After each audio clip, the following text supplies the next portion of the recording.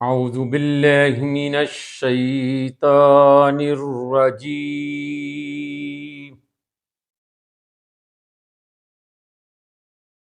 بسم اللہ الرحمن الرحیم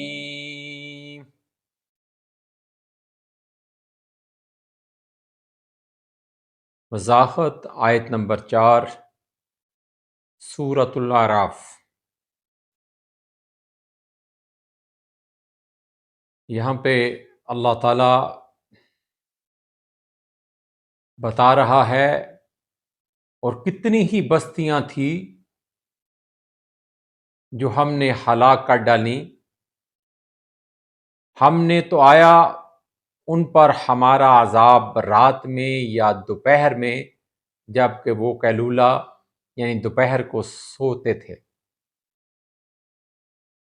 یعنی کہ اور کتنی ہی بستیاں تھیں جو ہلاک کر ڈالی ہم نے، تو آیا ان پر ہمارا عذاب رات میں یا دوپہر میں، جب وہ دوپہر کے وقت سوئے ہوئے تھے، قیلولہ کر رہے تھے۔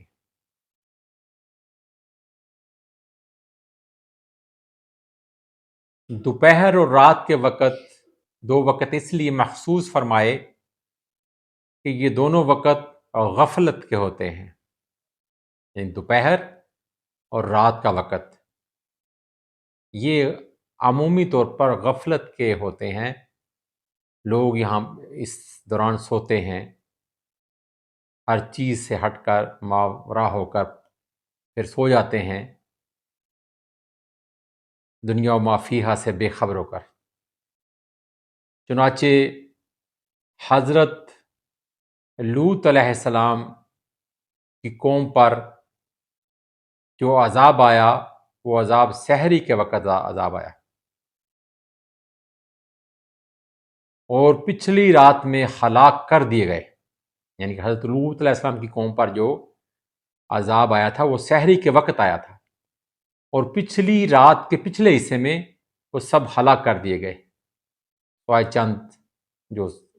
حضرت لوط علیہ السلام کے ساتھ تھے۔ حضرت شعیب علیہ السلام کی قوم پر دوپہر میں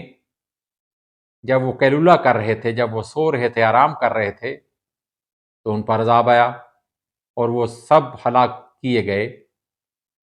عربی میں قیلولہ دوپہر کے کھانے کو کہتے ہیں،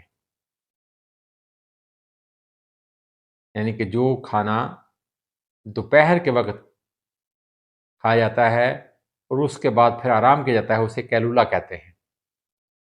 یعنی کہ دوپہر کے کھانے کے فوراً بعد سو جانا یہ قیلولہ ہے۔ گویا اس آیت کریمہ میں اس امر کا اظہار فرمایا گیا، یعنی کہ حکم کا اظہار فرمایا گیا کہ عذاب آنے کے لیے کوئی نشانی شرط نہیں کہ ہم عذاب لانے سے پہلے یہ چیزیں آپ کو رونما کرائیں گے، نہیں، اس کے لیے کوئی شرط نہیں۔ اللہ جو قادر مطلق ہے، جو جبار ہے، قہار ہے، جب اس کی دی ہوئی مہلت کے بعد جب گرفت کا وقت آتا ہے تو پھر کسی نشانی یا کسی چیز کے نمودار ہونے کی شرط نہیں ہوتی، نہ اس کے آنے کا کوئی قرینہ لازم ہے کہ وہ اس طریقے سے آئے گا، اس طرح ہوگا، یہ چیز ہوگی، وہ ہوگا، نہیں۔ یہ اللہ تعالیٰ کی اپنی مرضی ہے، اس کی اپنی رضا ہے، وہ جس طرح چاہے، جس طریقے سے چاہتا ہے اس طرح ان پر عذاب نازل فرما دیتا ہے۔ اور اس میں تنبیہ کی گئی کہ اپنے اسباب سے امن و راحت پر مغرور ہونا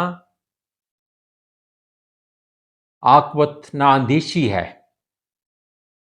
یعنی کہ اپنے اسباب، اپنی دنیا میں جو